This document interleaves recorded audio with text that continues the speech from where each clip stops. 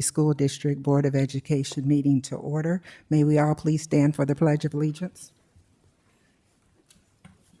I pledge allegiance to the flag of the United States of America and to the republic for which it stands, one nation, under God, indivisible, with liberty and justice for all.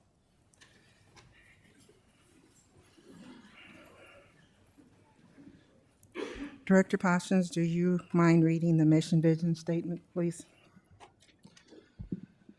Mission statement: the Davenport Community School District is dedicated to growing excellence in academics, the arts, and athletics for every child by ensuring the highest quality education in an environment shaped by our diverse community, preparing our students to be lifelong learners and productive citizens.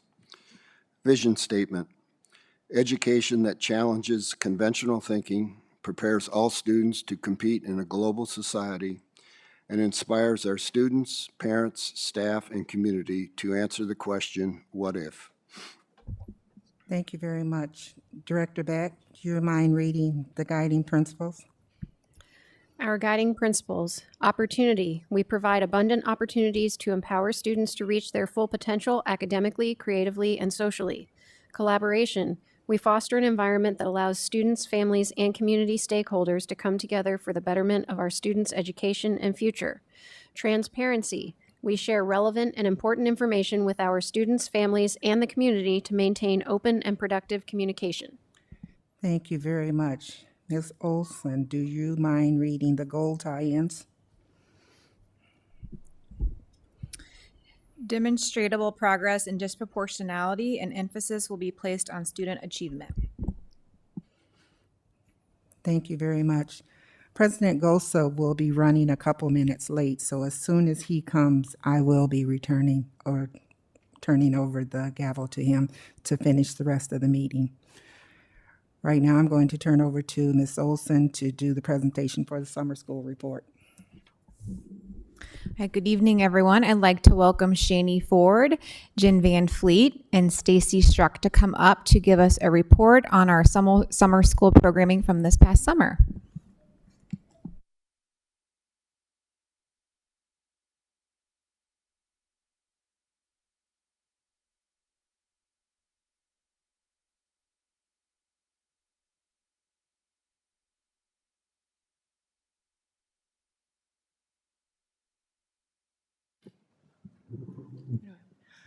Thank you guys for having us tonight. We appreciate our paper packet presentation.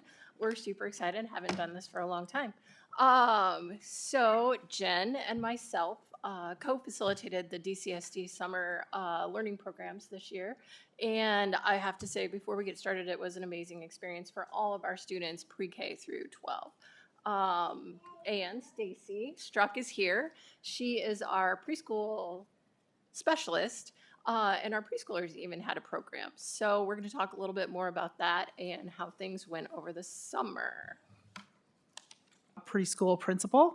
And then also on our core K-12 team, we had Lisa Baxter, Diane Campbell, Christy Couch, Sarah Height, Nick Newman, and Abby Mussman, and all of them were critical. And also would like to take the opportunity at this time to thank all of the teachers and paras and staff and custodian and everybody, lunch ladies, everybody who helped out make summer program awesome, because there was a lot of above and beyond that happened to make that happen.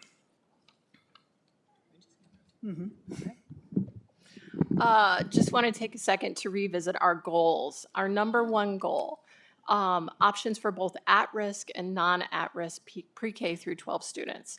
We did an excellent job with this summer in terms of we set aside specific slots for our McKinney-Vento identified students, so our homeless students, as well as identifying students we know would thrive in the environment that we were able to provide in terms of that secure learning environment. We also had an online platform, so all DCSD students would be able to participate in summer enrichment activities if they did not come in person. Our second would be bigger and bolder. We had way more options and time being offered with our goals to be bigger and better results. The third would be tailored to people, meeting expectations of students, families, and staff. We continue to hear that our families want more, and we tried to continue to offer those experiences to those families all summer long. And then a community-focused program. Our programming offered over 50 partnerships within the community and across the city. So we really focused on wanting to make sure our students had those experiences, and so did our parents. So our first goal with participation, we really looked at for our different levels, different factors that they would use to measure how well and to what extent they participated. So real quick, I'm gonna let Stacy talk about preschool. So for our pre-K program, it was a little bit different than the K-12 program in the district. It was funded through United Way through a grant we wrote for a Strong Start Literacy initiative. So initially, students that we invited for enrollment were below benchmark on their fall screening and their winter screening of our early literacy screener. And so of the students that were initially invited, 80% of them attended, which we had 4 classrooms, 60 students, so that left us some more spots for students that came later in the year or scored poorly towards the end of the year or were at risk, or teacher nominations based on other factors as well. So we had, we are proud to get those kids in. It's the first time we've done summer school in a long time since we used to be around. And then once the kids got there, we had our attendance rate of 73%. So with the gas prices this summer, we thought that was pretty impressive for everybody to get across town. For elementary, our targeted enrollment was 522 students across 17 of our elementary schools. And of those who attended and enrolled, we had an attendance rate of 81%. For junior high, we had 24 students across the 4 middle schools, and we housed that at 1 middle school, and attendance there was 76%. And then for high school, we had 38% from North, 22% from Central, 36% from West, and 48% from Mid-City who were invited to participate in credit recovery and who took advantage of that. And then we measured the high school rate, not through attendance, but through those course completion rates, because there was a mixture of were they coming on site, were they working on that on their own? So we really kind of measured that a little bit differently. North had a 57% completion rate for their courses, Central 49%, West 25%, and Mid-City 22%. Goal 2, we want to be strategic and we want to right size. This year we went big and bold. We went across the district to make sure that we were serving students in every building. Next year we want to be smart and strategic, knowing that we have to plan for the future. And in future years, we want to make sure that we strive towards sustainability. We want to make sure that this sort of programming is available to all our students for years and years to come. The funding sources that we're using right now, as Stacy said, we're using a United Way grant for pre-K, and then for this year and for next year, we'll be using ESSER funds. As we continue to look towards future years, that's where our sustainability piece needs to come in, and we'll focus on that.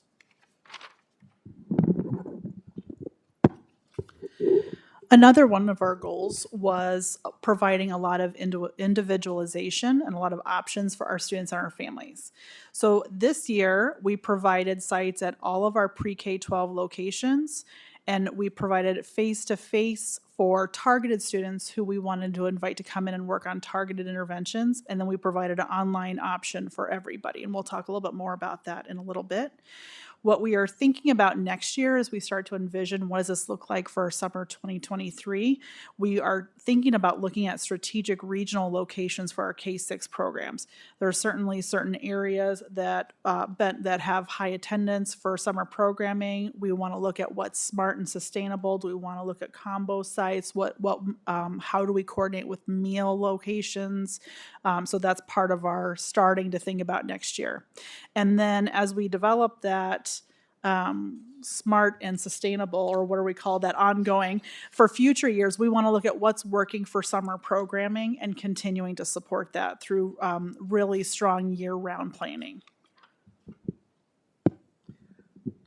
Goal four. I feel like we really did a great job with this goal, which was a community focus. We focused on bringing our certified staff in the mornings, and then we focused in the afternoons on that community piece where our students got to participate and experience partner experiences.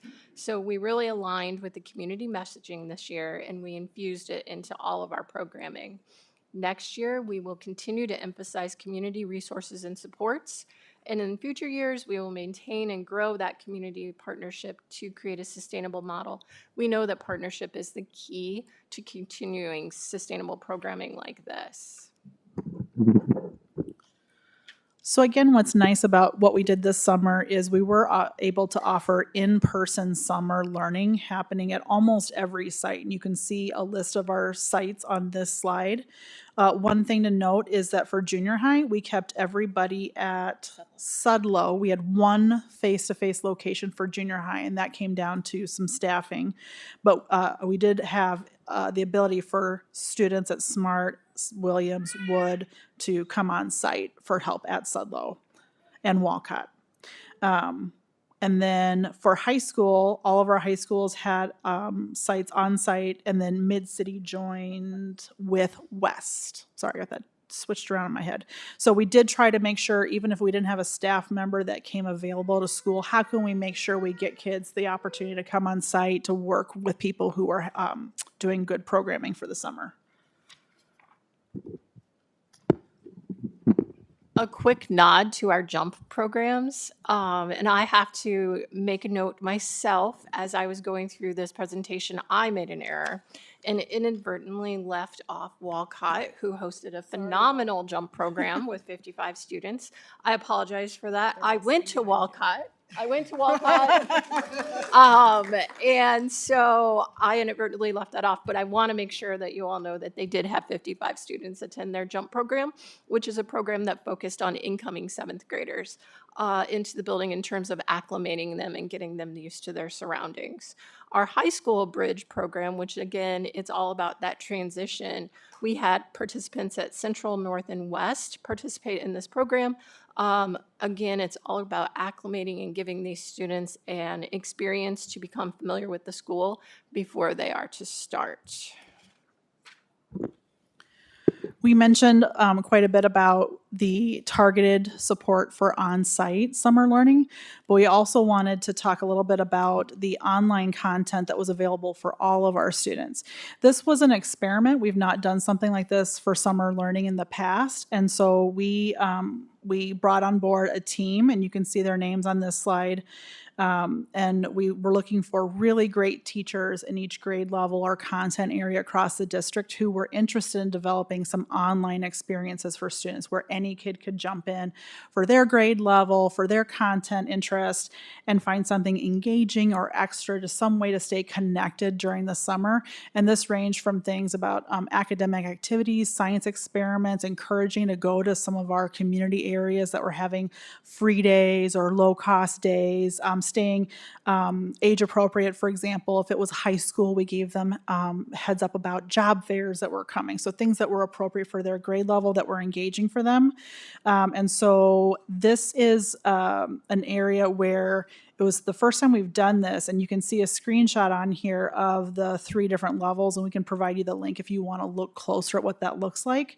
And so this one is a little bit interesting as far as a metric of did this work for us? And we don't really have like exact numbers of how many people access this. So one of the things we were talking about is as we prepare for next year, possibly surveying our families. Was this useful to you? Did you know about this? What might you want out of this?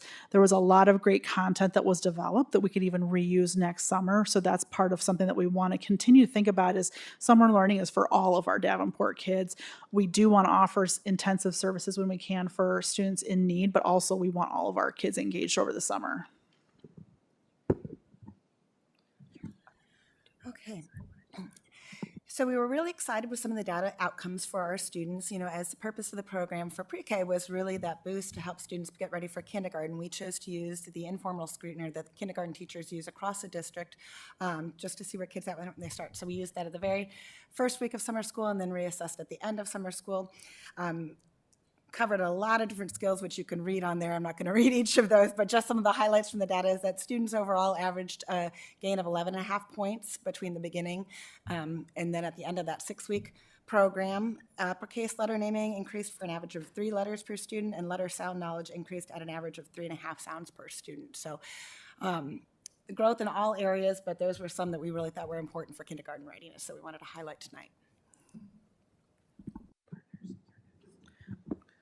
Next slide would be about our summer partners, and Shani mentioned that this is really an exciting part of our program, and you can see some really great names of organizations on this slide who had an active just excitement of working with our kids, and they brought some really great hands-on experiences to our buildings. They offered experiences for our students sometimes at their locations. Our students love that, and there's an additional slide of enrichment in action in a little bit here. You can see some pictures of our kiddos interacting, but this was absolutely an element of excitement and success, and also continuity throughout our community as we're thinking about our students and our community. It was really great to have our summer partners. So a thanks to every person and every organization on that slide. Another piece to our summer program that we're very proud of would be the AmeriCorps members that serve within our programs. AmeriCorps is a program within this community that is similar to the Peace Corps, but you serve domestically. So the members that we had working, we had 6 St. Ambrose University football players who chose to stay on campus, working specifically with a group of identified students across our programming that would benefit from mentorship. So these football players were spread out and they had a little caseload of 4 to 5 mentees that they would spend about 45 minutes to an hour with every day.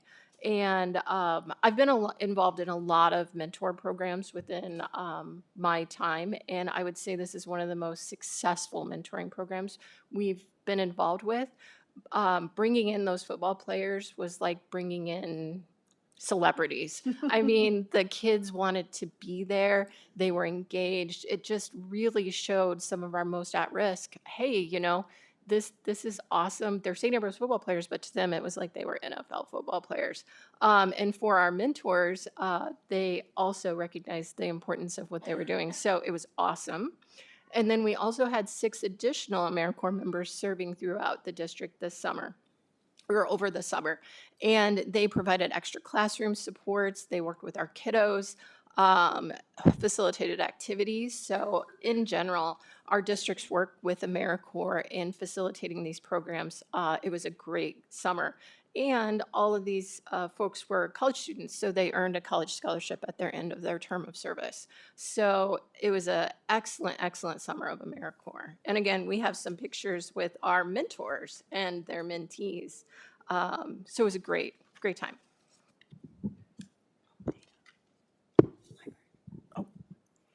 Shani's keeping me on the right slide. I've lost track. Okay. Or she took my paper. So also a quick nod to our summer library reading program. This is one of our community partners with the public library program. We want to give a really big shout out and congrats to Hayes Elementary, who won the summer reading school competition this summer. So 36% of their entire student body participated in the Davenport Public Library summer reading program. And so they will get $1,000 worth of books to go to their school library. And so the public library is going to partner with them and talk about what books they would love to have for their library. So go Hayes Bulldogs, super proud of you. We also had excellent participation across our schools. So in total, over 1,000 of our Davenport students participated in the summer reading program, and all Davenport Elementary summer program students participated in the program. So if they're part of our on-site group, they all participated in that. So that was really fun for our kids to get involved with. A little bit about our K through 6 data. 76% of our students who participated in our K through 6 program maintained or gained in reading. That's awesome. We're super happy. The intent of summer programming is to it's summer, and we always have to keep that in mind. It's summer. We need to give the kids the experiences, but to have a rate of 76% growth or maintenance, it's awesome. It shows that there was definitely some active and amazing teaching going on in the summer. And then pushing in those enrichment activities was huge because it only benefited what was going on with curriculum. We used pre and post FAST data, and then also 95% group pre and post test, which was also the curriculum that was used this summer. Then our students also participated in an additional 3,500 minutes, reading minutes, 2,100 minutes of math, and 2,100 minutes of STEM activities. And that does not include our kiddos that stayed for RAP programming. So a lot of our students opted in, and they stayed with us from 7:30 in the morning until 5 o'clock in the afternoon, because we wanted to make sure there was an option for families to participate who are working and things like that. So we had about half of those students attending wraparound program each day. For our junior highs, we used one site, that was Sudlow, and roughly 25% of those students engaged in project-based learning in math and science, and there was a lot of cross-interdisciplinary work in language arts and social studies. We had 76% of our students attending consistently, and parents and students were responsible for transportation at the junior high level. Sudlow was also a meal site this summer, so that was nice to connect those kids to their meals. And also each junior high had a jump academy for those incoming 7th graders. The focus helped them just get ready for that first day of junior high. What are the lunch procedures? How do I open my locker? What's the layout of my building? And every kid got a t-shirt representing their school colors. And so on average, each junior high site had roughly 50 incoming 7th graders who attended Jump Academy. High school data, we had a total student enrollment by high school is 175 students completed 126 classes at North, 53 students at Central completed 89 courses. West had 170 students complete 54 classes, and Mid-City had 41 students complete 15 classes. 36% of those attending made progress in classes, so they were able to start the school year with academic progress. Some of the highlights of that high school program were perfect attendance and incentives and graduation. And even though we're wrapping up summer 22, we're excited about summer 2023. And so just a quick kind of anticipated timeline. We are ready as a core team to begin meeting next month and just start talking about what does that look like and putting some meat on the bones as far as planning. That would also include another ESSER request. Again, the K-12 program was entirely ESSER funded, so we would come back to another ESSER request. This year, we want to move up the hiring of the district coordinators, the building coordinators, the teachers, and all the other staff earlier. So we're hoping to even start that in November. We're also hoping to start in December and January, really working with the learning and results team with the curriculum mapping to make sure we know what we want our students to have access to, what their learning goals are for the summer. And then really January and February is working out all of those community partnerships, food service, all the logistics pieces, and then that would all lead us ready to begin enrollment in March. And we've already looked ahead. The theme for the Davenport Public Library Reading Program, which will be echoed across the community, which we also did this summer. The theme for next year is Find Your Voice. So we think that's super fun. We're really thinking about a lot of empowerment ideas for our kids and showing all their different cultures. So we're pretty pumped about that.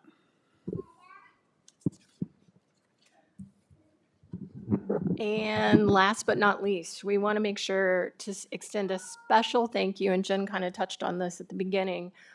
We could not have done this without all of the DCSD staff and community partners who have collaborated with us, worked all summer long, and served our students to the best of their capacity to allow for these guys and these students to start school one step ahead and ready to roll for the school year.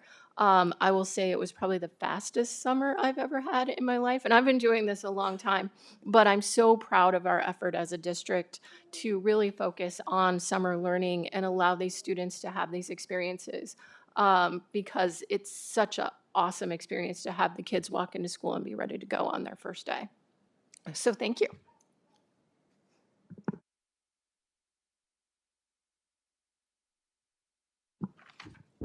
We would love to take any questions you have or any feedback. Because again, we'll collect all of that and start to plan for next year here pretty soon. Director Costian.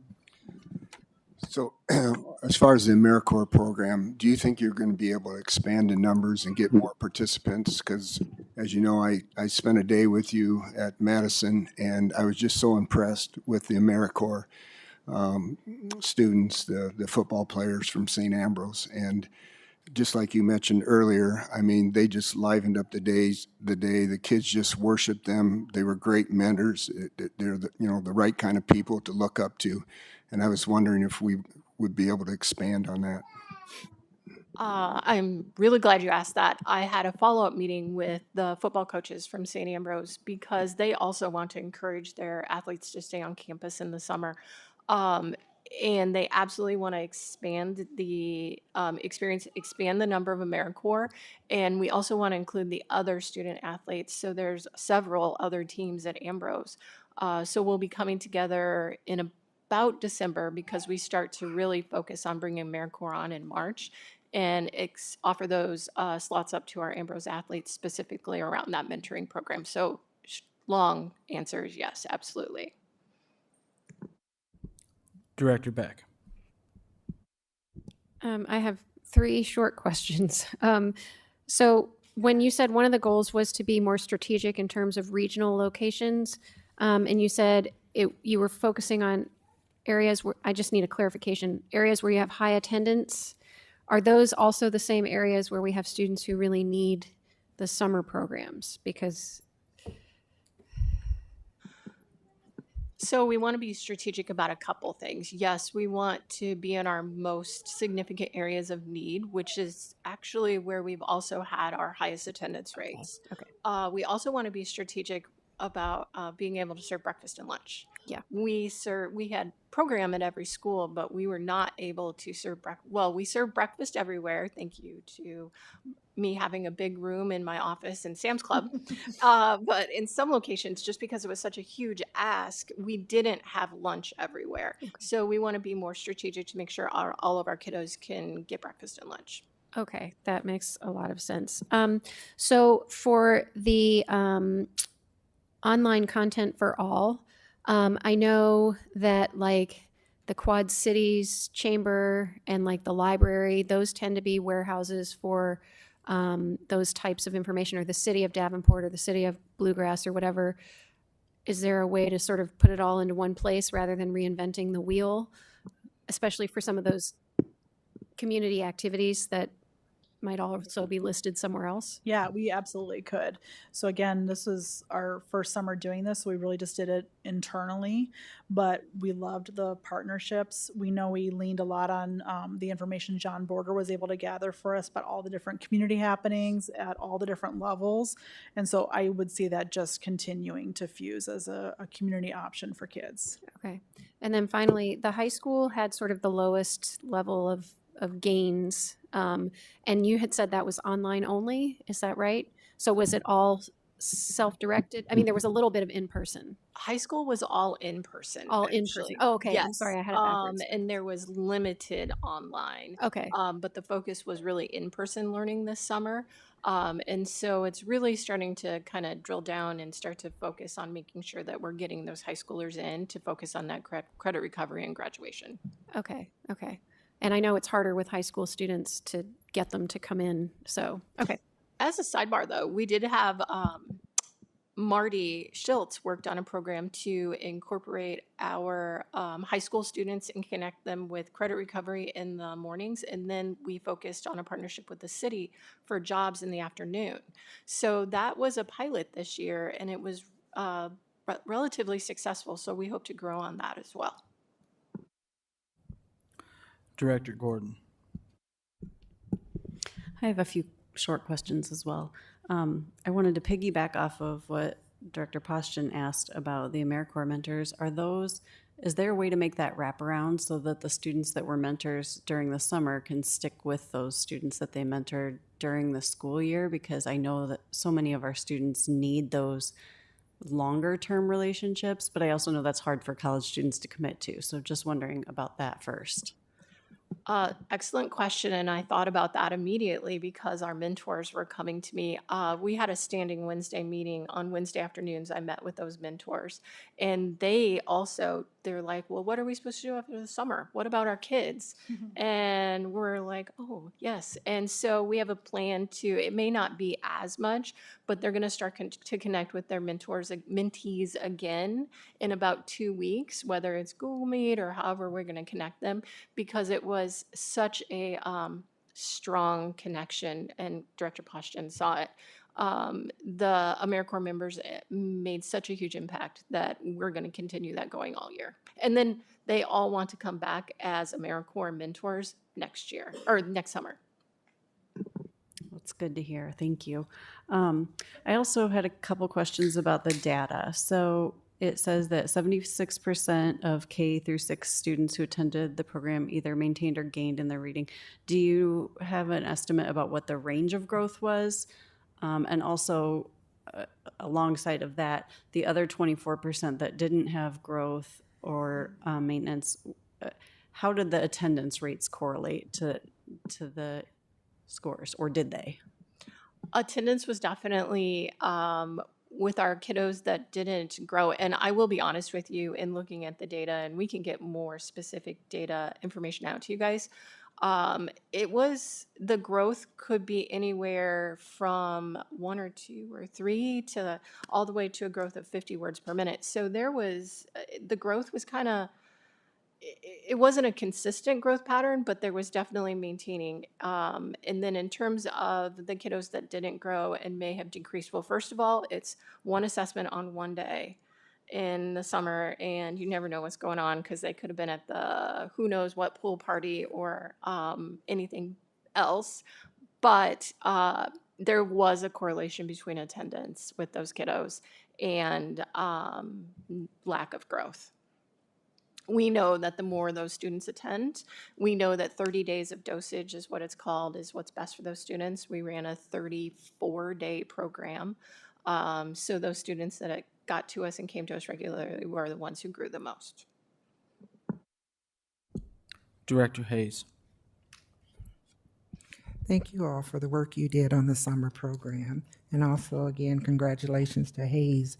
With the pre-K, how was their structure set up? Were they in the schools that they would be attending? Were they at the villages? How did their particular program work?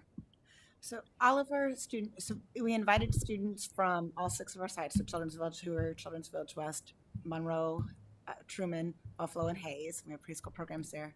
But all of them were housed at Children's Village West this summer. Okay. And so we had 4 classrooms there that were fully staffed with a teacher and 2 paras, as we do during the school year on site. Okay, thank you. That answer your question, or did I forget a piece of it? No, you got it. Thank you. Thank you. Oh, yeah, they were all 4-year-olds will be going into kindergarten in the fall, so, or they're in kindergarten right now, I should say. That way, yeah. Any other questions? Thank you for the great presentation. Oh, hold on. Sorry. Director Gordon. I meant to say too, I heard from some of the sites and they were very impressed with their attendance turnout. It was a couple elementary sites. And they had a really good time, the teachers did, and they know that the students did as well. So thank you for putting that together. Thank you, ladies. Board reports. Are there any board reports? Director Poshton. Well, I'd just like to congratulate Coach Cruzy and his staff at Davenport West and the West Side football team for their homecoming victory the other night. And I also want to thank all the people responsible for the program that was put on that night. We had 4 parachutists come in and brought in the game ball, and then they also honored the military and first responders. And I just think it was a really good turnout as far as the crowd. And so I just want to thank those people. And again, Congratulations to the Falcons. Director Gordon. Oh. Director Gordon. I wanted to acknowledge that the Central High Marching Band had their first competitions this weekend, and they won grand champion at both of them, along with several other awards, caption awards, I think. I know at one of the competitions, the drum majors won best drum majors. So we are off to a swinging start with our marching band. We should be very proud of them. If you get a chance to check out the show, please do.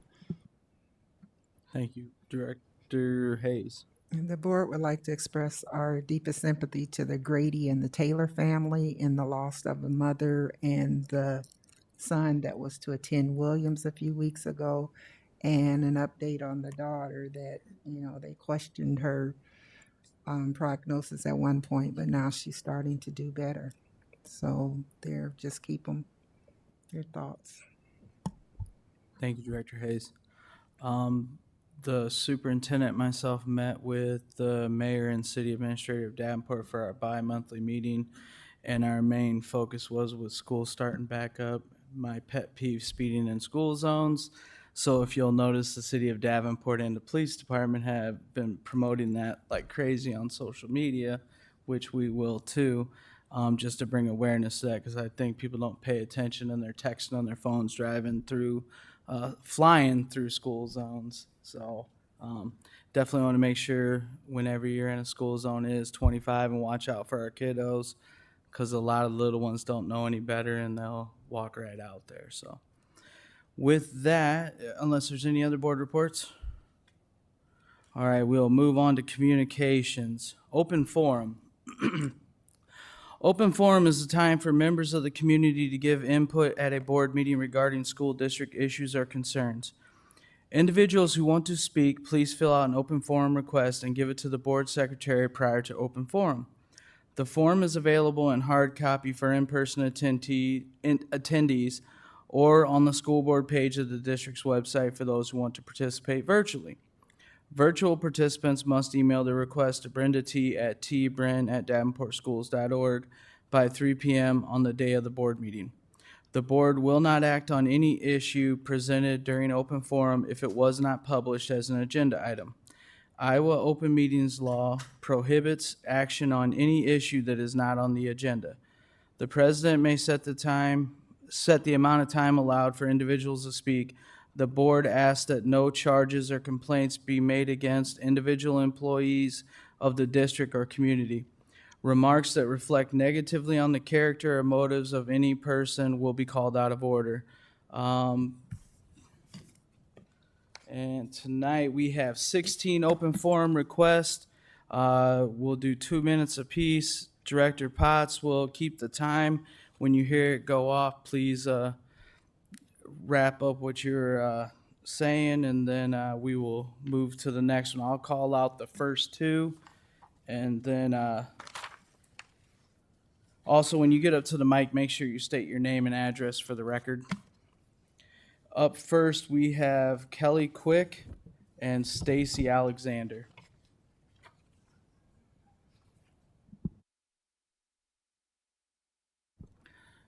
Make sure you push the little button on the microphone and the light should turn green.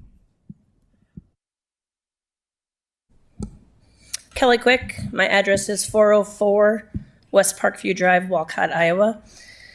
Good evening. I am here tonight as a concerned Walcott resident and a Walcott educator. 2 minutes is not nearly enough time to tell you how great the Walcott community and Walcott Elementary is. I would like you to get a firsthand glance at how great the community and the school are. So I invite you to come out at some point before you make your vote and visit the town and the school. Walcott has many volunteer organizations. These organizations have provided thousands of dollars towards things for the school. That's what small communities do. They take care of one another. When there is a need at the school, a simple request to the community, and people come to help. Community looks a lot different in Walcott. We take pride in our school, our parks, and our events. We partner with one another to do great things. Your possible decision to close the school will have a negative impact on this great community. Your decision could possibly ruin any growth and sustainability of our town. This is not just closing a building in the town of Davenport. This is closing a school and will ruin a town. People move to Walcott for the school and the sense of community. They get the best of two worlds, being part of a small town and being part of a big district. You say we will still have our intermediate building, so we will be fine. We won't be fine. We won't be fine. We have witnessed 40 kids leave our school alone in the last year. That number will double if this closing happens. The Durant School District is able and willing to take on more of our students, and it will happen if these changes are made. We live in this small town for a reason. The school is the reason. There will be no need to put money into the school to make an amazing intermediate building. You will lose so many students that we will not be able to fill it. I know our numbers are low. I get it. We lost 40 kids to Durant in the last year. There have been many factors that have played into losing kids from our school. These factors were out of our control. I would venture to say that the majority of these kids left Walcott because of decisions that the district made in the last 2 years. In closing, I want to thank the board, and I want the board to look at what kind of students we move on to the area high schools. That should speak volumes. Do your research and really look at what kind of students your small towns are providing.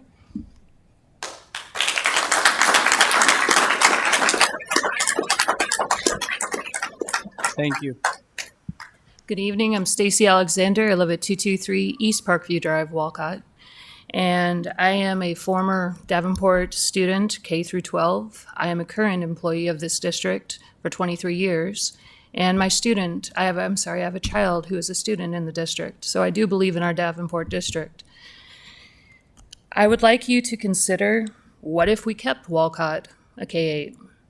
Funding, it is already slated. The rooms are that size for those bodies. We also have then for busing consideration of you are taking students from a local area and out into the country and our trailer park and having to bus them now further out.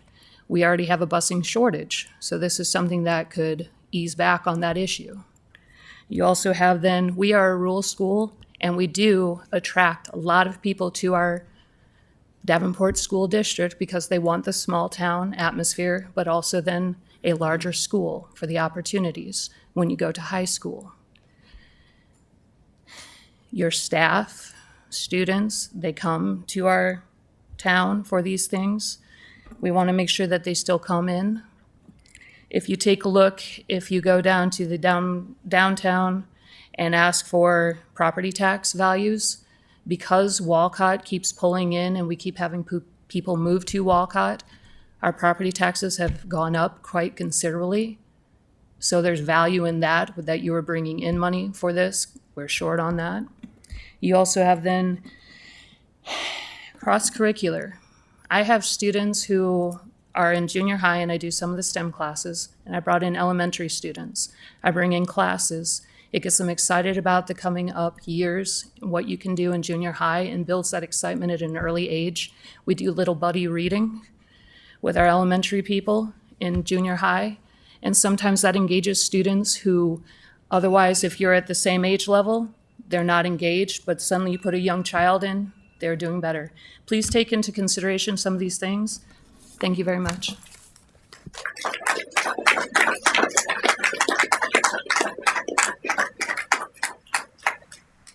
Thank you. Up next, Joe Quick and Britta Needham. Did I say that right? Perfect. Joe Quick, 404 West Parkview Drive, Walcott. I wanted to talk to you today about the pending closure of Walcott Elementary School. Walcott School is more than a school to the town. It's part of our community. Walcott is a community built on motto, hearts and hands working together. Nowhere is that more evident than Walcott Elementary School. When the school needed a new playground, community raised funds for it. When they needed a gaga pit, somehow the community found the funds again. When we needed smart boards, they were donated from the community. When the music department needed new sound shells, again, they were donated from the community. When the school needed a new electronic sign in front of the school, the funds were raised by the community. These are just some examples of the community taking care of its elementary school, because Walcott Elementary School is the community. You take away this school, and you slowly kill the community. That brings me to one of the most important reasons Walcott should not be closed, the killing of our community.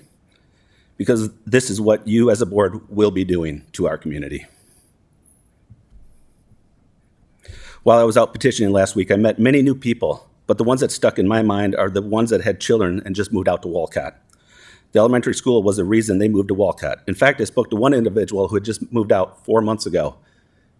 And to say the least, I destroyed her Friday night when I told her what was on the block, Walcott School. She had not heard of the changes being proposed by the Davenport district. Not everybody is on Facebook to get that, reads the newspapers, so she wasn't aware of that. Would they have moved to Walcott? I don't think so. They would have looked somewhere else to have a community elementary school. If they had known Walcott was closing, they would not be there. And this will be the new town, or the new theme, the new motto for Walcott. Why move there? There's no elementary school. How does a town grow without a new influx of young families? It doesn't, it dies. I encourage you to Google what happens to small towns when an elementary school or a school leaves a community. It's not in favor of the small town, it kills it. Thank you.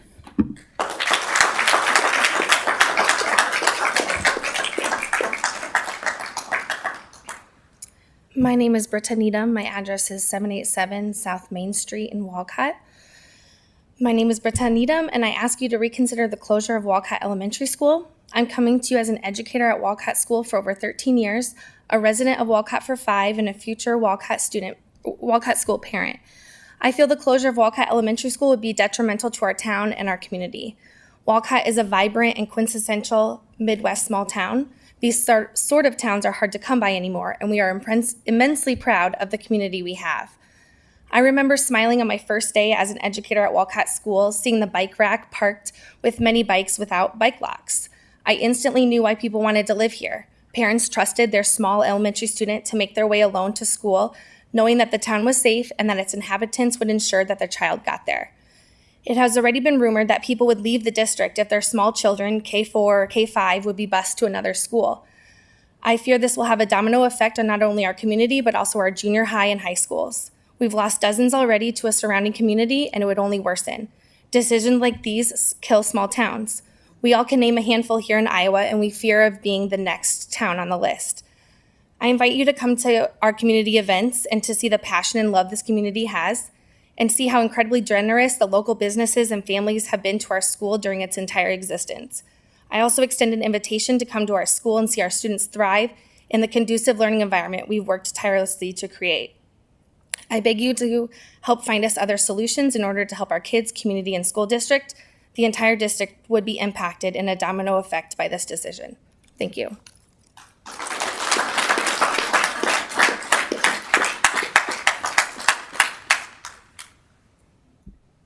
Thank you both. Up next, Jen Chisholm and Kirk Kohlberg.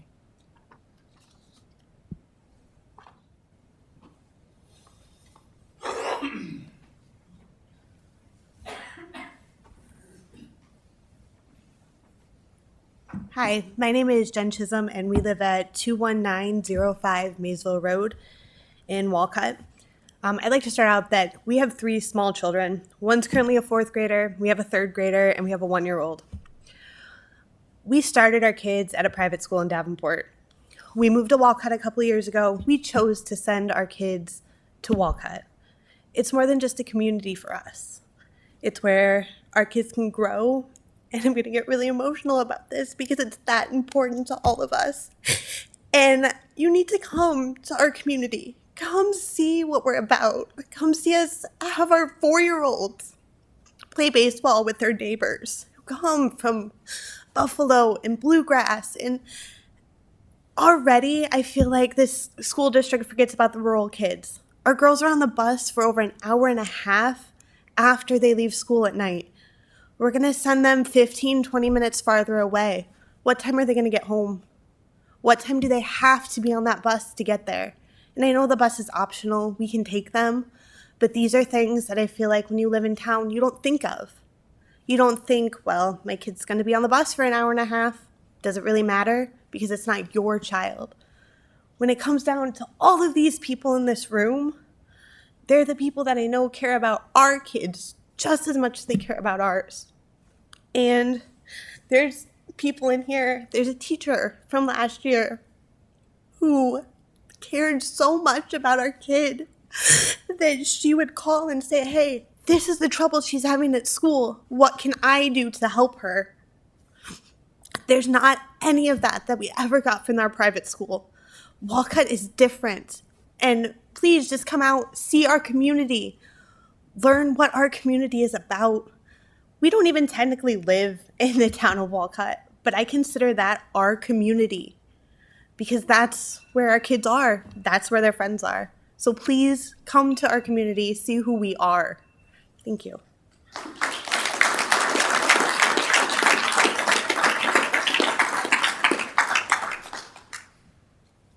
Kirk Coburg, a graduate of Walcott High School, West High School, put 2 kids through the school, on the city council in Walcott.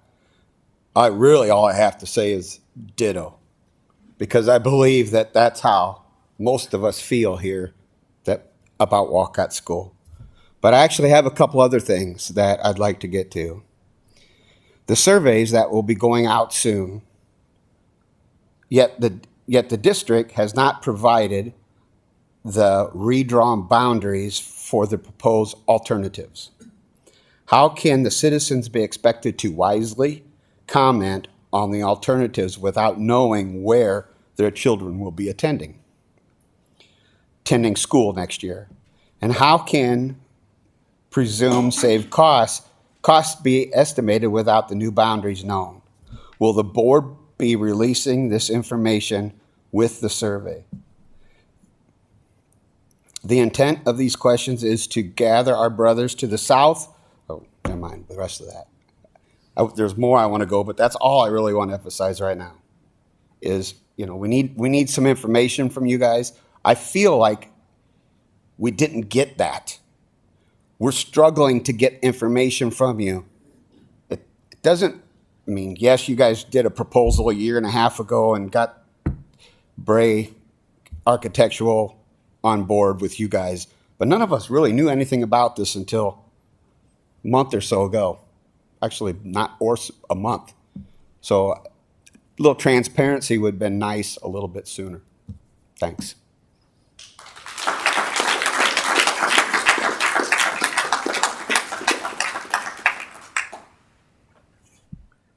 Thank you both. Up next, Jacob Puck and Char Knudsen. Thank you.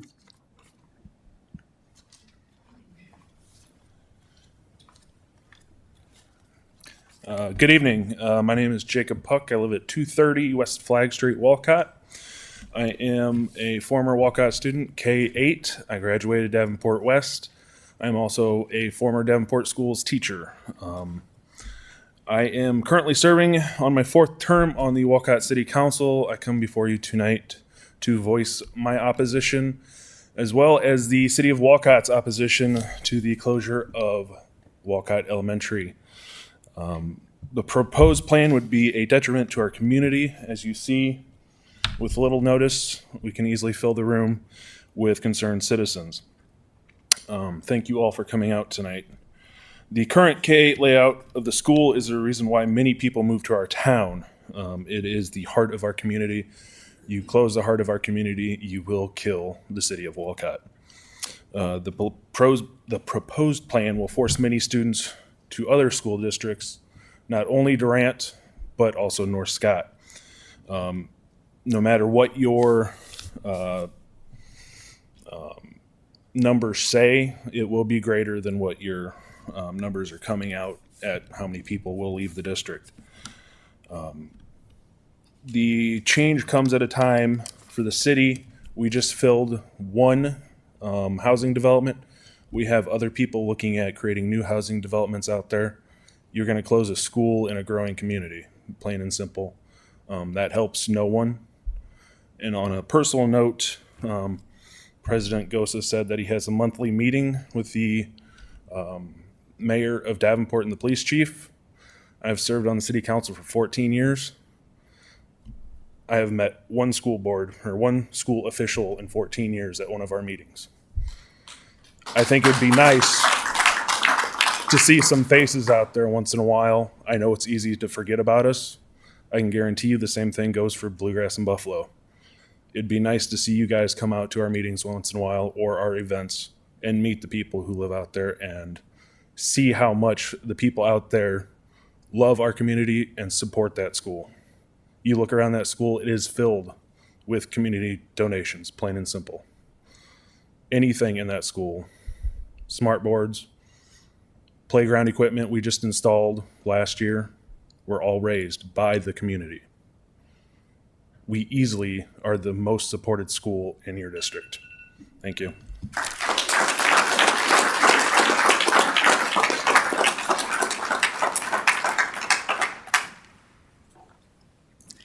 I'm Shar Knudsen at 308 North Main Street, Walcott. I'm director at Calvary Preschool in Walcott. We are located at the Methodist Church, and we are the only preschool in town. I do want to thank you, board members, for serving our community. 15 years ago, our preschool was approached about joining forces with the Davenport schools and being a partner for the statewide voluntary preschool program. After much discussion, we agreed and invested several $1,000s to comply with the requirements. This was a hardship, but we judged it would make our program stronger and, more importantly, benefit the children in our area by providing them with an even higher level of excellence. Now we have concerns that that investment is in jeopardy with the possible closing of our local school. We also have competition from a neighboring district, and each year see parents of potential students deciding to enroll in a school just a few miles away. Our fear and concern is that more families will choose a preschool in a different location so their little ones will make an easier transition into kindergarten with older siblings in schools other than Walcott. We already see about 1/2 of our 4-year-olds without prior preschool experience and can assume that that will increase if our local program flounders. Kindergarten teachers district-wise can tell you how important it is for children to have early childhood experience before entering kindergarten. We want those opportunities to stay in place rather than diminish. Please carefully consider the impact that pulling our elementary school out of Walcott will have in the years ahead for the families that we serve. Thank you for your attention.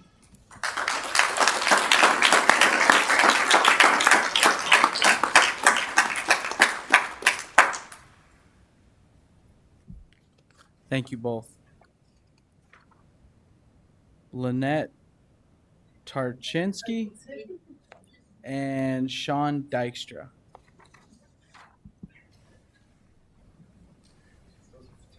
It's very phonetic. Good evening.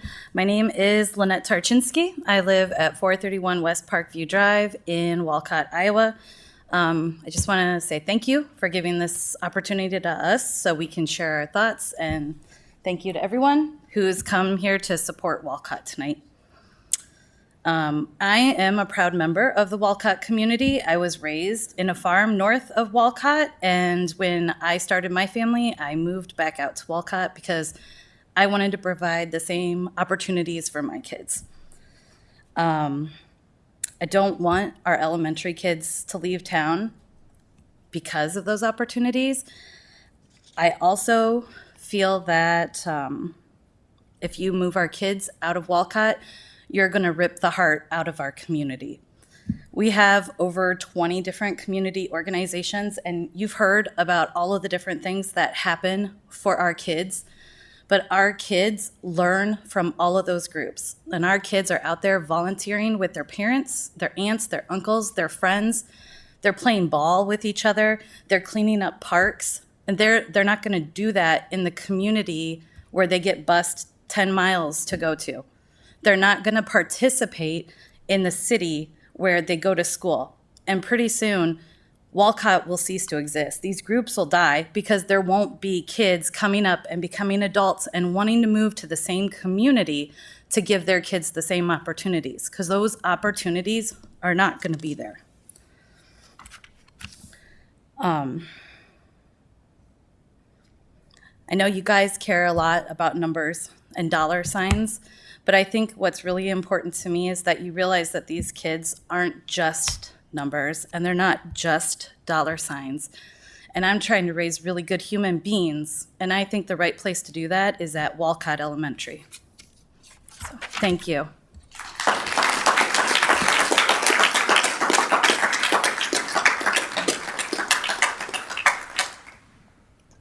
Good evening, Sean Dykstra, 425 West Parkview Drive in Walcott, Iowa. Thank you for having us tonight.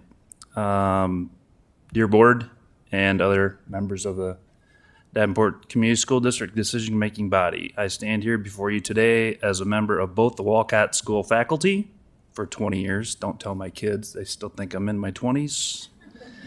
And now a new Walcott resident.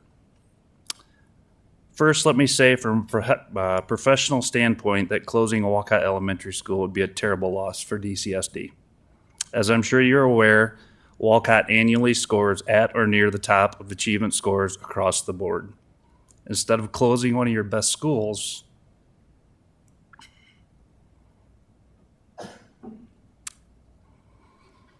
why wouldn't you celebrate it?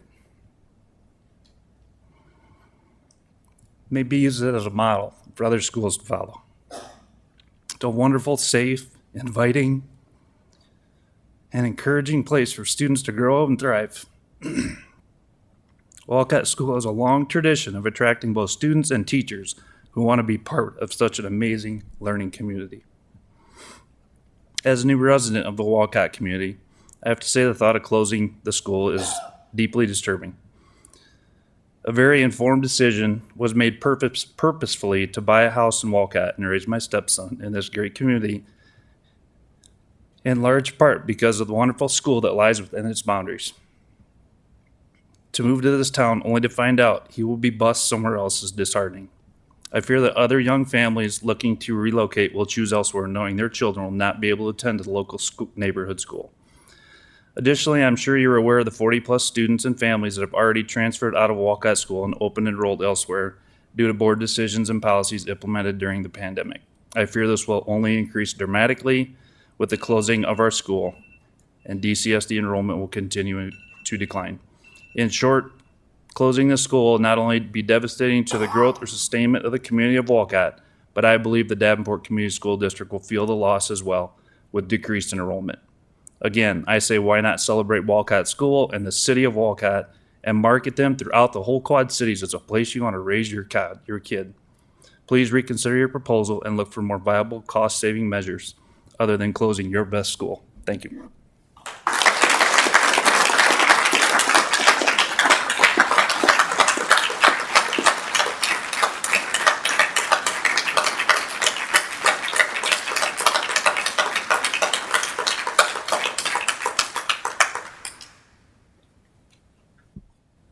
Thank you both. Up next, Tim Hammond and Austin Burt.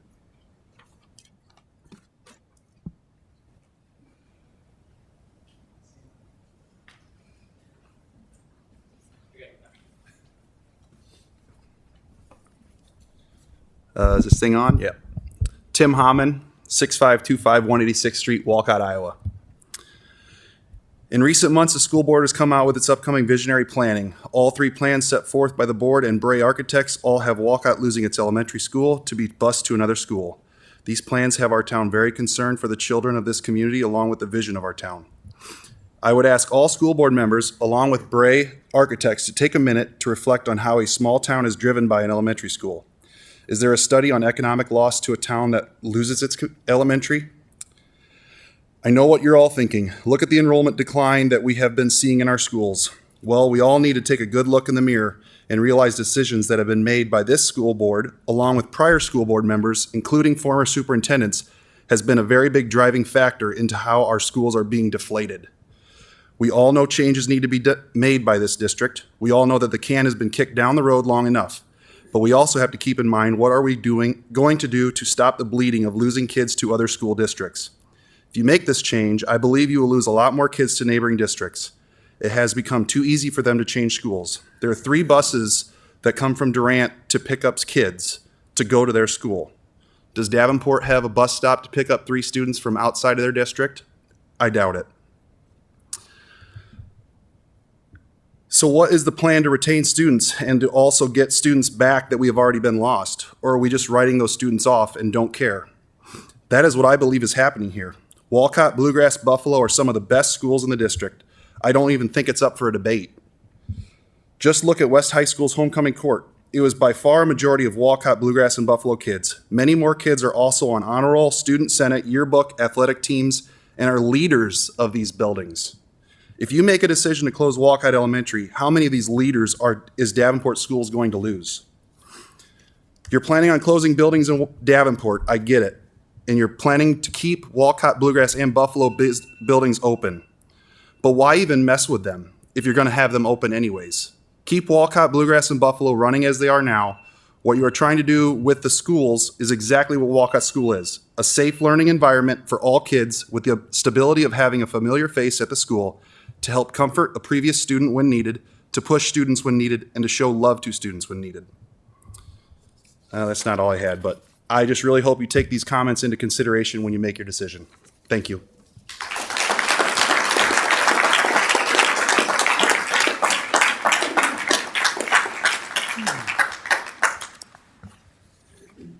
Austin Burt, 790 North Main Street. Kent, I want to reiterate your comments about the West High homecoming game. It was really cool to be there and see those sites with the skydivers come in with a game ball. That was really cool. And as Tim mentioned, 17 out of the 20 homecoming court members were members of the Walcott, Bluegrass, and Buffalo community. We raise a lot of good kids and leaders in our community. Myself, I'm a business owner and an active member in the community. I serve on numerous organizations. I was a founding member of the Walcott Hearts and Hands Foundation and immediate past president of that organization. I served on the Chamber of Commerce, the Community Club, the Athletic Board, and the Walcott Day Committee. For those of you that don't know what the Walcott Day Committee is, this is a really special group.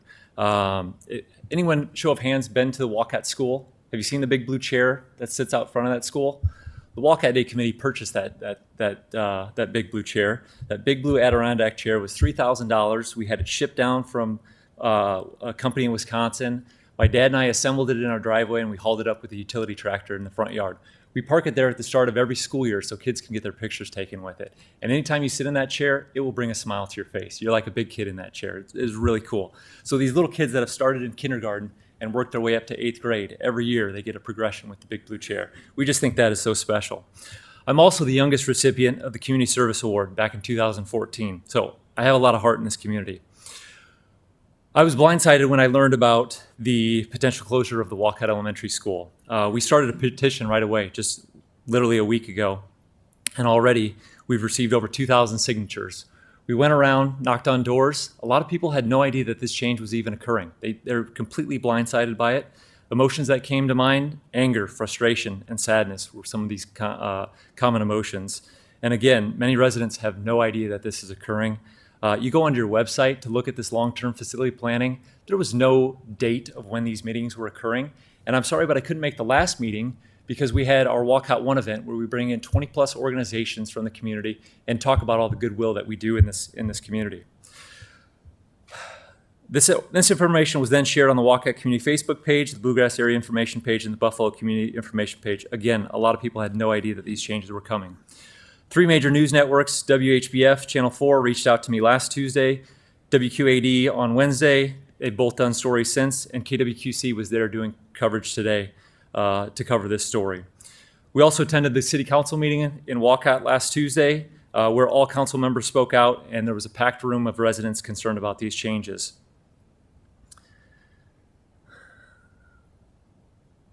I hope you'll read that letter. It's not nearly strong enough, but it gets to the heart of it. We're here tonight to speak out to it, and we'll continue to come to these meetings to speak out against these changes. I would like to invite you to a community hall town meeting that we're having tomorrow night. It's at our Legion at 6:00 p.m. We've invited members of all 3 communities, Walcott, Bluegrass, and Buffalo, our city council members, members of the Scott County Board of Supervisors, and also members of the press. All three news networks have said that they'll be there for coverage as well. And I do not believe the Davenport Community School District wants any more bad publicity out of this. We're expecting a great turnout, like every community organization that comes together for Walcott. I'd like to personally all invite you to that meeting. I'm done. Thank you.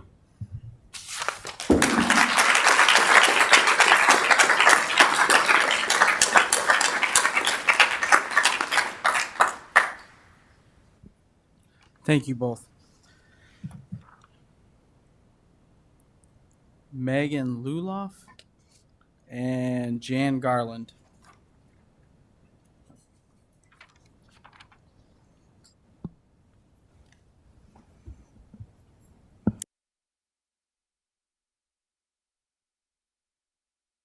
Sorry.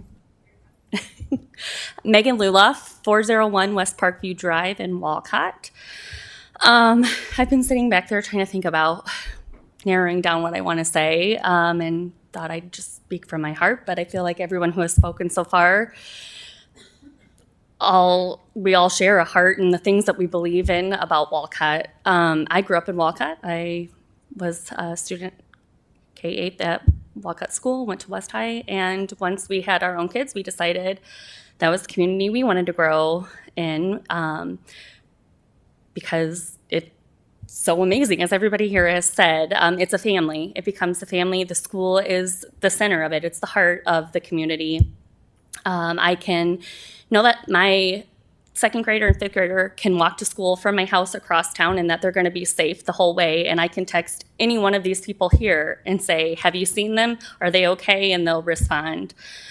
My concerns are my fifth and second grader will be split up next year. That hasn't happened. What am I supposed to do with my incoming third grader next year who's never rode a bus, when his sister is at a different school and I work at another school? That's a scary thought for me to have that happening. I don't know. Walcott is such a great community and the school is the heart of it. And although I don't work at Walcott this year, thinking of all of these teachers having to be put somewhere else just breaks my heart. They work in and out every day, hour after hour, to make sure our kids are loved and taken care of and educated to the fullest potential. And to think that that could be lost is heartbreaking. Thank you.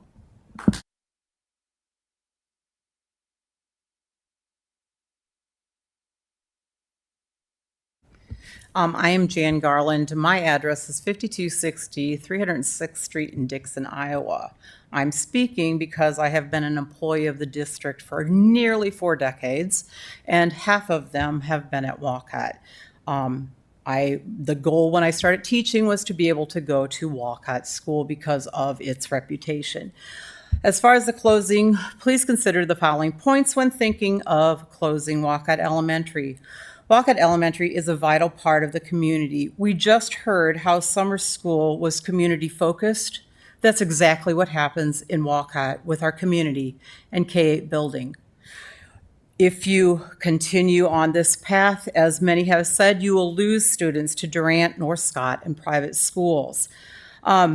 It's not beneficial for students to be bused into a town when there is a school that they can walk to.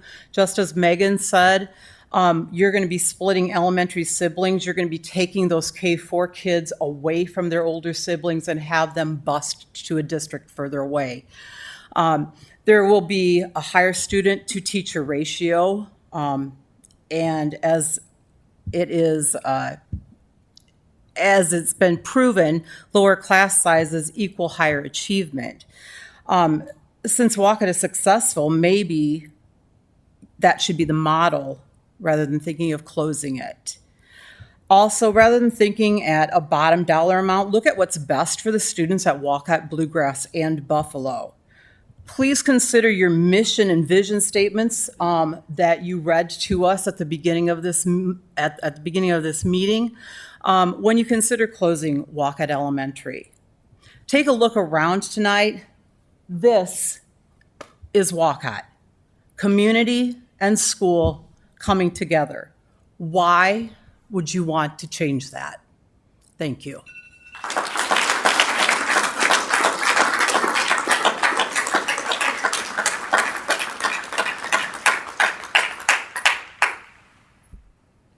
Thank you both. Up next is Kelly Burke and Shannon McKenna.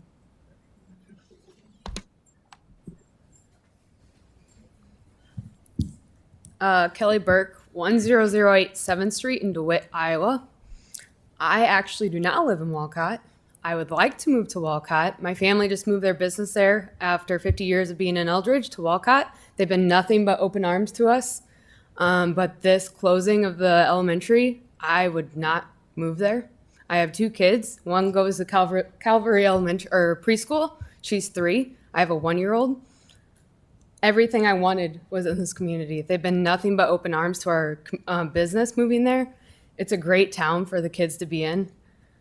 And now I won't even think about moving there if you guys close the elementary school. I want something that I can take my kids to school. I'm right there. I'm 2 minutes away from the school working for my parents. And if they need me, I can be there. There's no point for me going somewhere else if you bus my kids 10 minutes. I might as well stay in DeWitt and just drive a half hour if they need me. My husband works in Kalamazoo-Wheatland. It'd be easier for me to be half there in Walcott compared to DeWitt. He drives 20 minutes and I drive 30. It's just easier to move to a small community that loves us, open arms. No one knew me. I didn't know any of these people when we moved there, our company there.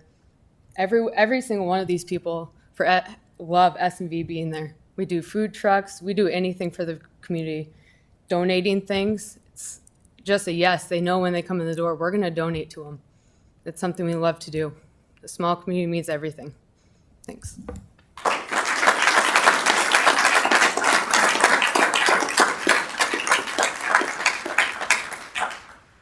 My name is Shannon Mkina. My address is 1510 Whitetail Drive, Bettendorf, Iowa. Unlike a lot of these people, I'm not from that community, although I do feel a part of it because I have been working there for over 9 years. And I would put that school up against any Bettendorf school any day. And the reasons are that we do have small class sizes. That's the reason for our success. Our data show, our socioeconomic, we're at over 56% free and reduced. And you talk about diversity, we need that diverse community. Farming is we need that. That is part of living in life. Like, to shut that down for state of the art, nobody cares about the state of the art. It's the direct instruction that these kids need. That's the research. The research says that these children need us directly in front of their faces teaching. That's why I've exited so many children from special education, because I get to do small group one-on-one instruction. Our classes aren't full of kids running in and out all day long, or we have those small class sizes. Why would you not choose to use us as the model rather than close us? We always produce the highest scores, or some of the top scores in this district, but yet you want to close it. It makes no sense.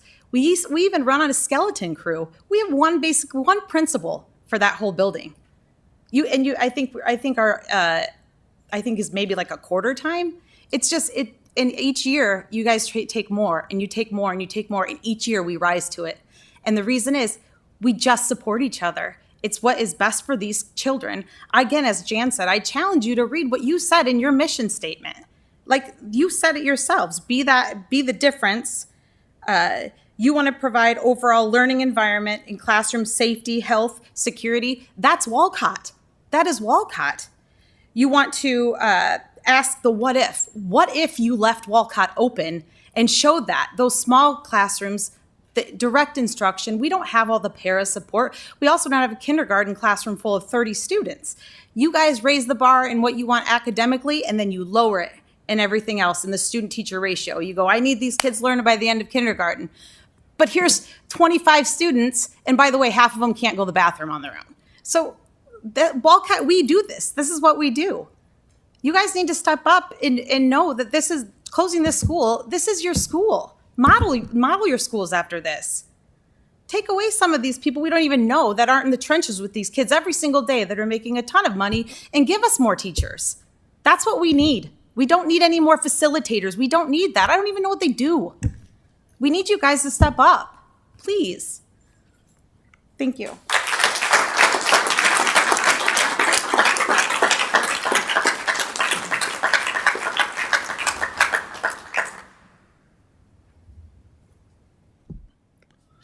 Thank you for everyone that participated in open forum. We appreciate everyone's comments. We'll move on to consent agenda. May I have a motion on the consent agenda? Mr. President, Director Hayes, I move the board accept the consent agenda as written. is there a second? Second. Seconded by Director Gordon. Is there any discussion? Seeing none, I'll call for the vote. Director Hayes? Yes. Director Gordon? Yes. Director Potts? Yes. Director Postian? Yes. Director Klein-Jerome? Yes. Director Beck? Yes. My vote is yes. Motion carries. May I have a motion on approval of bills? Mr. President, Director Beck? I move the board approve the following resolution. Resolved, all claims presented to the board having been duly certified as correct by the treasurer, reviewed by the administration and board members, and they are hereby audited and allowed as just claims and warrants drawn on the treasury for the several amounts. Further resolved, the payment of claims and salaries be approved as presented for the period of August 17th to September 6th, 2022. Thank you. Is there a second? Second. Seconded by Director Hayes. Is there any discussion? Seeing none, I'll call for the vote. Director Beck? Yes. Director Hayes? Yes. Director Klein-Jerome? Yes. Director Postian? Yes. Director Potts? Yes. Director Gordon? Yes. My vote is yes. Motion carries. Superintendent report. There is no superintendent report tonight. Thank you. Committee reports. Do you have anything on your data wall? Okay. Finance Committee. We'll be meeting next Thursday.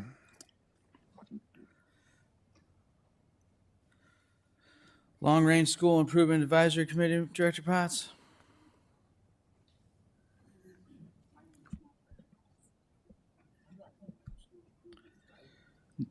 The Long Range Facilities Plan, I'm sorry.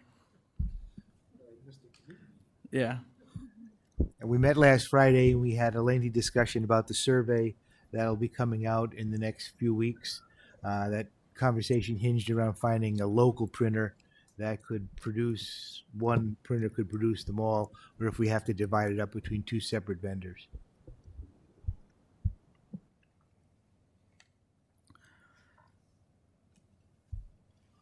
Along those lines, the board has not discussed anything to do with long-range facilities plans. The board has not made any decisions. The information came to the board from a committee where it was a staff member and a parent from each school within the district, and brought the stuff forward, as well as the survey that's going to come out, as well as all the input we're gathering. So I just want to make that very clear. The board has not made any decision. We haven't even had a discussion on it. We're taking all the data so we make an informed decision.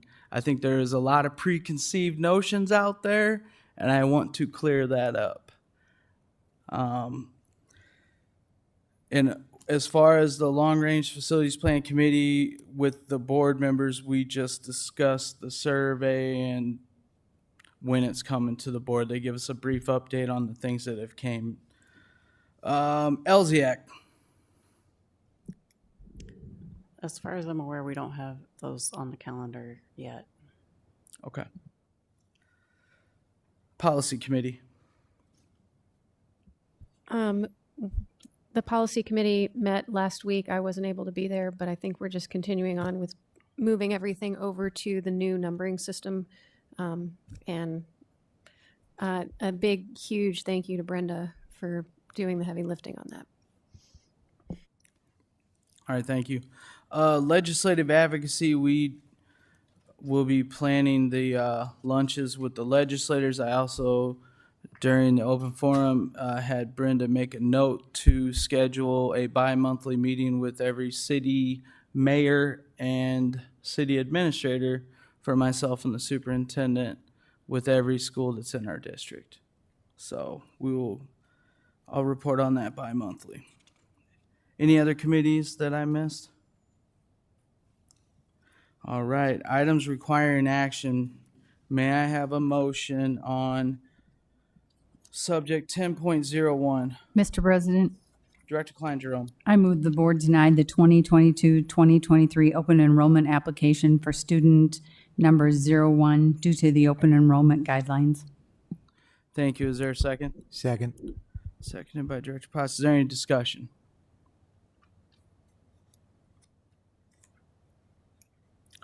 All right, I will call for the vote. Director Klein Jerome. Yes. Director Potts. Yes. Director Poston. Yes. Director Hayes. Yes. Director Beck. Yes.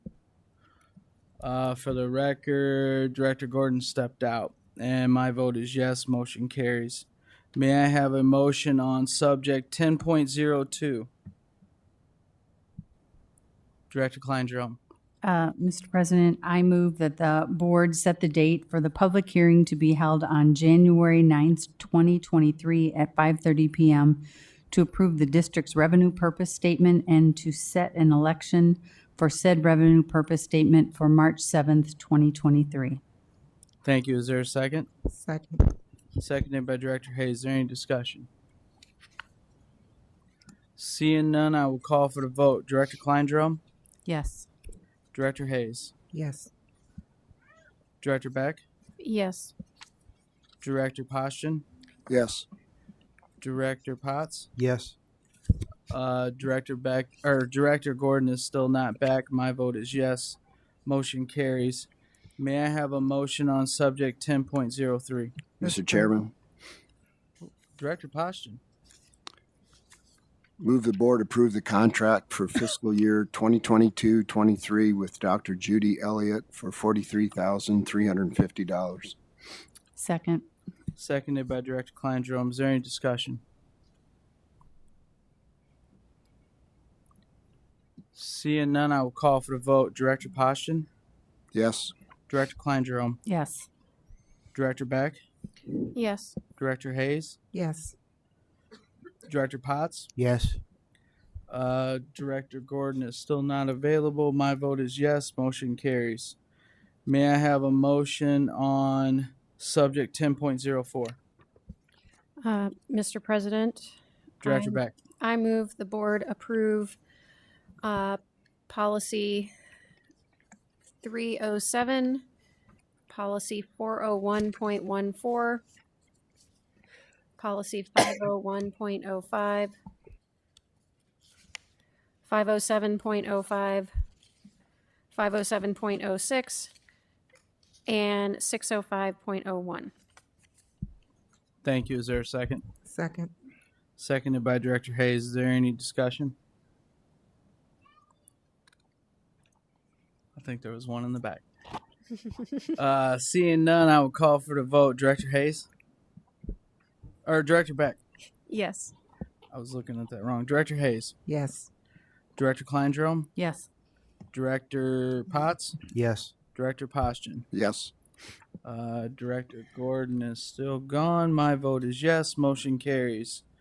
On to discussion items. First subject for discussion is subject 11.01. I'll turn it over to you, Ms. Wilson. Thank you. So we are proposing a partnership with Midwest PBIS.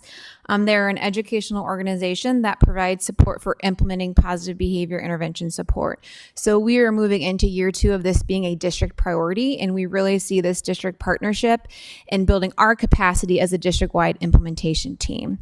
So for example, as we look at our implementation of PBIS in our core, we identify need for area of data. We see them as a partner who could help us better understand how to analyze our data, what data systems to be using, and what training our buildings need to be able to do so. So that's just one example of how we can build internal capacity to support our buildings. So we propose this partnership for this next school year. This would be for about 10 hours a month of support. And again, this would be technical assistance to our district team to support our school buildings implementation. Any questions? Director Klein Jerome.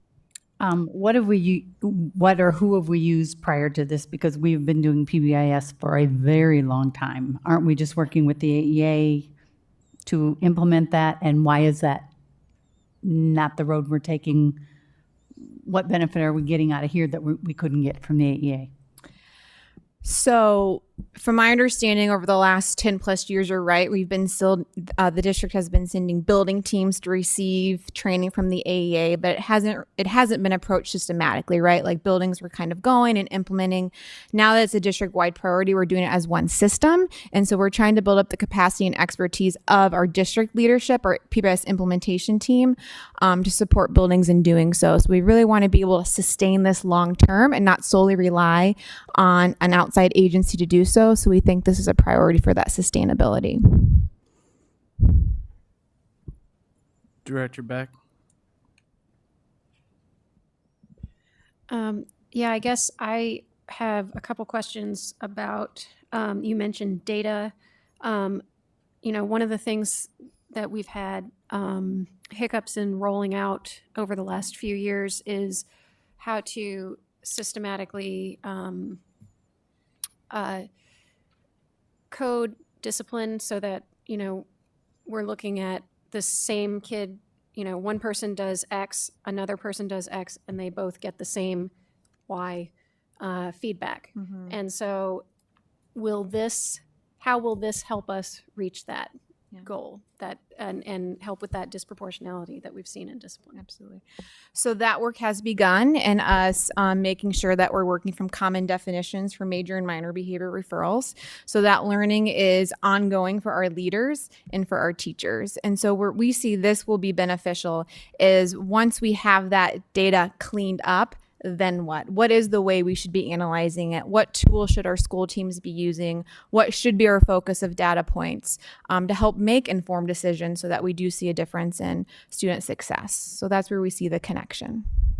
So this isn't going to help us come to that same place so much as it's going to help us see patterns potentially where we might be disproportionate in discipline. Is that what I'm understanding? That is a priority of us, is to improve that disproportionality that we're seeing. And so what's nice about this partnership is it is not cookie cutter by any means. We get to individualize it as we move through this process. So we would be leaning into their expertise on how we improve that for our district, and then that can evolve as we're in this partnership with them. And do they have a proven track record with other districts similar to ours and the same types of issues?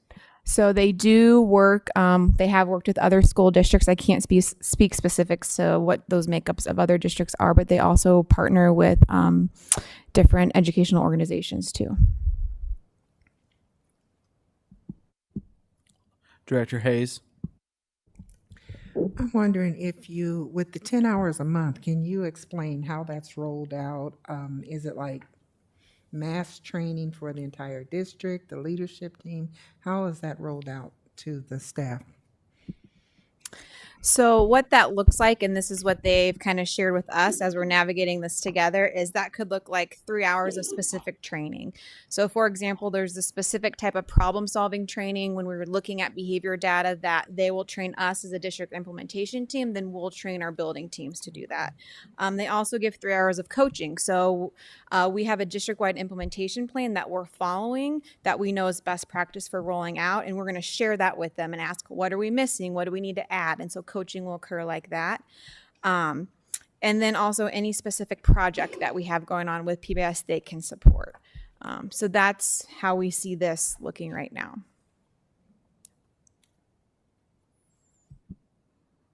Director Poston.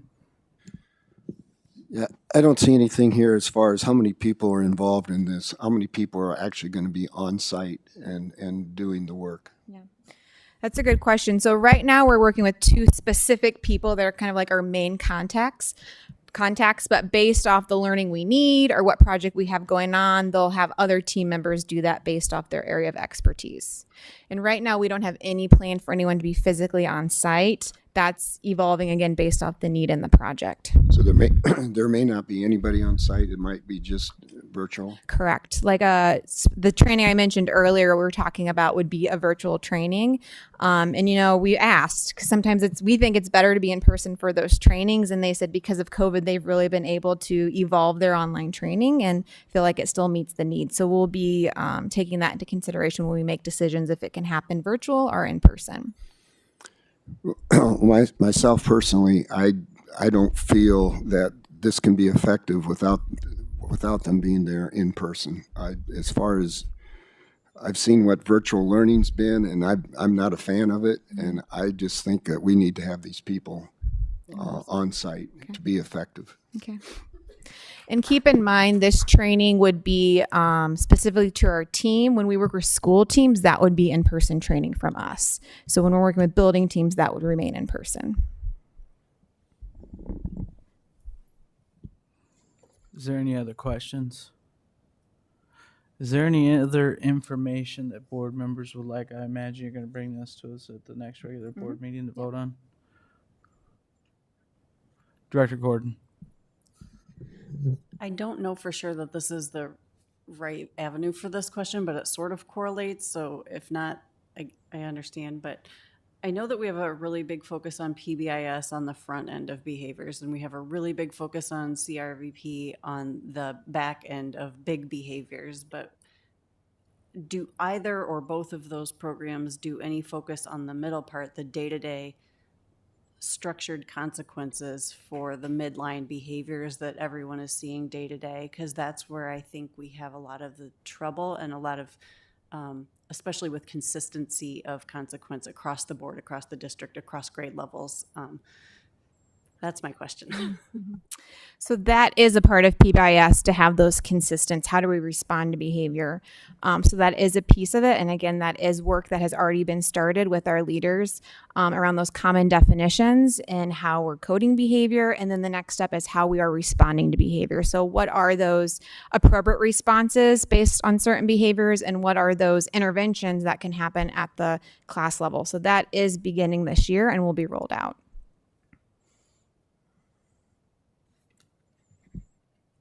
Did you have anything else, Director Gordon? Director Beck.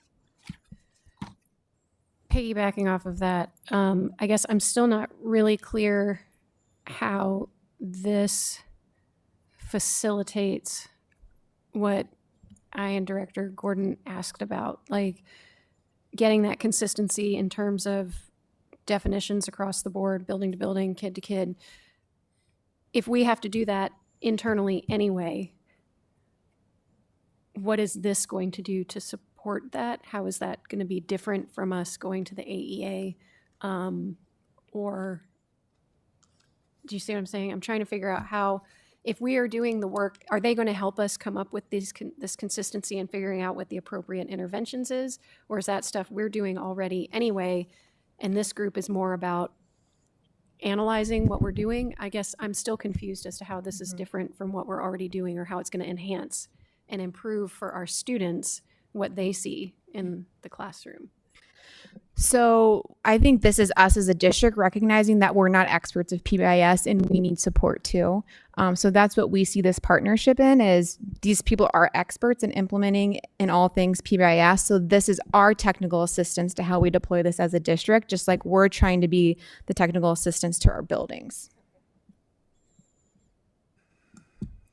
Director Poston. So you mentioned that they've worked with other school districts. Can we get names of other school districts and, you know, what kind of success they've had with this? I mean, we're looking at a blank slate here. Mm-hmm. I'd like to see some sort of track record. Yeah, we can get that.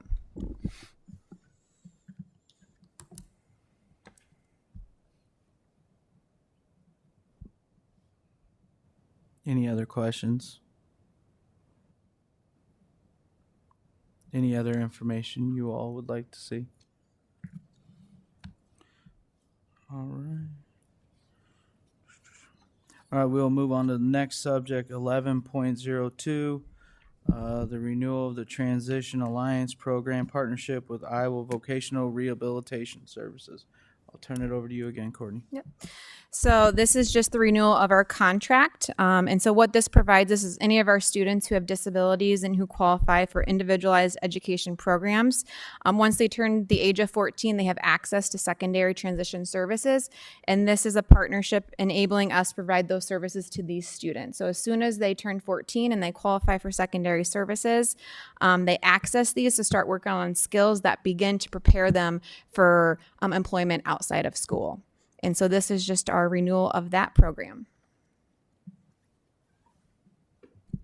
Director Beck. So I know we've been using this program before. About how many students get services through this program in our district each year? So I don't have the exact number, but I did ask that earlier today. And the goal is all students who are 14 and older are accessing this in some way. Okay, thank you. And I should have added, we have 4 TAP coordinators in our district that help facilitate this with IVRS. Okay. One for each high school. Okay. Any other questions or information you all would like before this gets brought to us at the next regular meeting? All right. We're down to subject 11.03, board policies for board's first discussion. I will turn it over to Director Klein Jerome. There are a lot of policies here, and hopefully you were able to read them before we couldn't get to them. Are there any questions?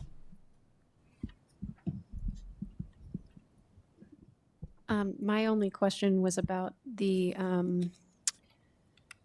discipline policy, because that's something that we've been trying to get through, but needed feedback from some of the administration on. And we have not received that feedback, so we are just going with what we have and putting it in until we have something. Get something else. Okay. So that we can get our policies all through. Have we adjusted it based on any feedback from the IASB or anything, or we're just? I mean, we looked at all of these. We looked at what ISB had to say, what we have. So yes, we have compared all of them. Okay. But there probably will in the future be adjustments. Right. But we did all those that were sent on to the administration. We have not gotten them all back. All right. Thank you.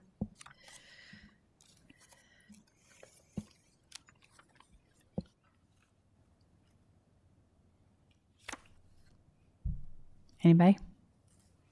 Guess we're good. All right. So, go ahead. I was just going to say, if what happens, I probably should let Director Klein Jerome do this, but basically what happens after this is they'll come back for second discussion. So. All right. So these will be on the meeting for second discussion in 2 weeks at the next regular board meeting. Are there any administrative reports? None at this time. Any board requests?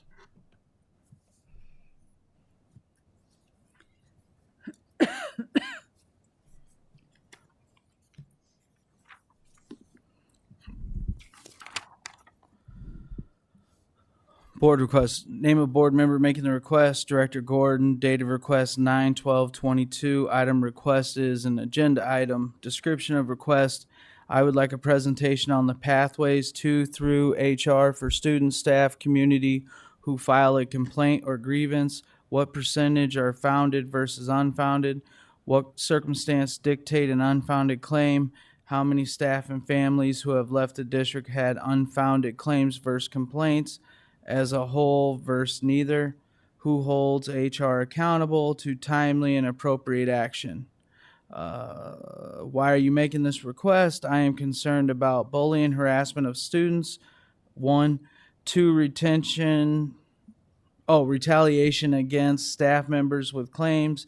And 3, staff and students choosing to leave the district. I want to understand the process HR is supposed to follow / is following, and the circumstances of flight from DCSD. When would you like this ASAP? Is there a second? Second, but I would ask that it be broken into 2 separate requests, because it seems like there's a couple different. You seconded it. It's the okay. request. Never mind. All right. Any other board requests? All right. Board reflections. Director Gordon.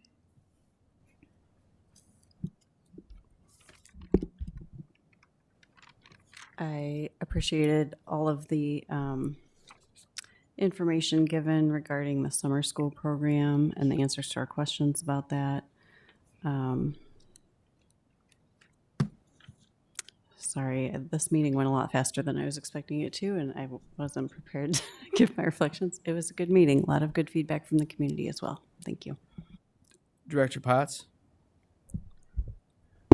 I appreciated the summer school report because that was information we were looking for.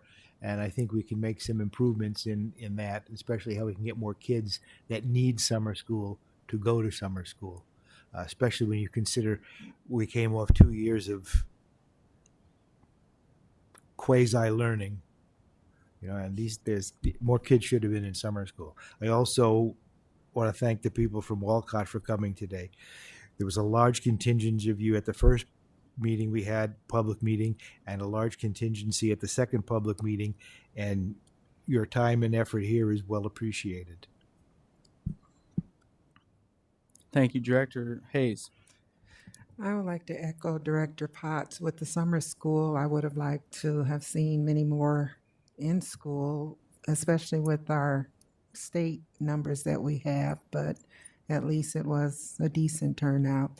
Also, I really, really commend the Walcott community for how it kind of shows your support for your community when there is a crisis, as President Gosa mentioned, that the board has not even had privy information to all of this. And for everyone coming out support, I really appreciate you all coming out. And hopefully we can come out and visit you at some time. Thank you, Director Klein Jerome. I also appreciated the summer school information. I guess I'd like to know, kind of as a follow-up, okay, if you didn't maintain or improve, what are we doing for these kids, now that they started this fall? Is there a follow-up, or it's just like, okay, well, they didn't, so I guess I'd like some more information, possibly in the future, about how we address the kids who didn't show any growth or maintained. I also would like to thank the Walcott community. I taught at Walcott many years ago. In fact, some of you were my students. That's how old I am. But thank you for coming out. Thank you, Director Poston. I too want to thank the Walcott community. This is exactly what I expect from the Walcott community. That school is, as many of you mentioned, is so supported by the community. And I just want you to know, when that original building was built in 1956, I was in the first kindergarten class. So that's how old I am. And then when I was in 9th grade, that's when we merged with the Davenport school system. My dad served on the Walcott Community School District, and then when it merged, he served on the Davenport Community School District. So the Walcott community, it's just above any other community as far as school support, parent support. We, as a board, have a lot of decisions to make, and they are not going to be easy decisions. And we have to look at it as the entire district, and we have to move forward. Again, these are decisions that should have been made years ago, and now we're suffering and paying for it now. We were able to get our finances in order. We've got our citations taken care of with the state. As you well know, we lost our accreditation for a couple years. And again, these are all things that could have been avoided. But again, we've got a lot of decisions to make, and they're not going to be easy decisions. Thank you, Director Beck.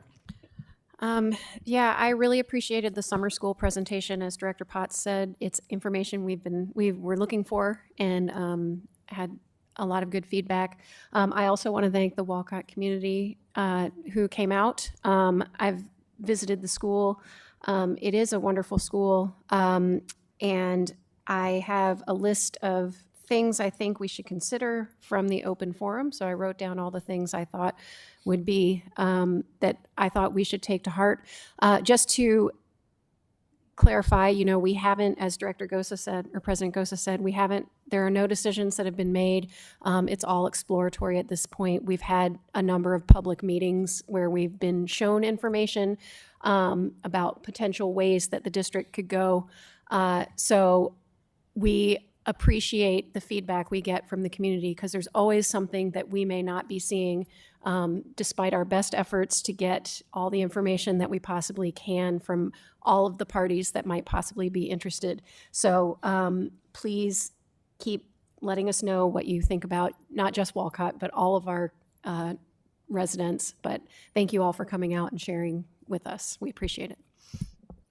Thank you. Ms. Olson. Well, I appreciated the opportunity to sit among all of you today and represent our superintendent and our cabinet. So thank you for that. And yes, thank you to Walcott community. Your advocacy and passion were felt tonight. Thank you. Thank you. Yeah, my biggest takeaway is I greatly appreciate the open forum, as I've stated, and I'm sorry that the media doesn't cover it that way. But we have not had any discussions. We have not made any decisions. We wanted input from everyone, and you have all came and provided your input. I understand the community part of it. My wife and I attended the same elementary, junior high, and high school as our 4 kids have and will. That's right. I have a senior and a kindergartner. I don't know what we were thinking. But I appreciate you all repping your community and your school district. It's great that you all are involved. I wish more parents were like that. Because that might help out with test scores and things like that when people actually get engaged. It's sad that it takes something like this to get people engaged and agitated, but I'm glad people are, and they're doing things. So, again, greatly appreciate all the feedback. It's going to help us make some of the tough decisions when we have to do that, but eventually something will have to be done somewhere, and we'll have plenty of feedback to pick something from. So. Again, thank you all very much, all 16 of you and everyone else that came to support too. And with that, Director Potts, I will entertain a motion to adjourn. So move. Is there a second? All those in favor say aye. Aye. Any opposed? Ayes have it. Meeting adjourned.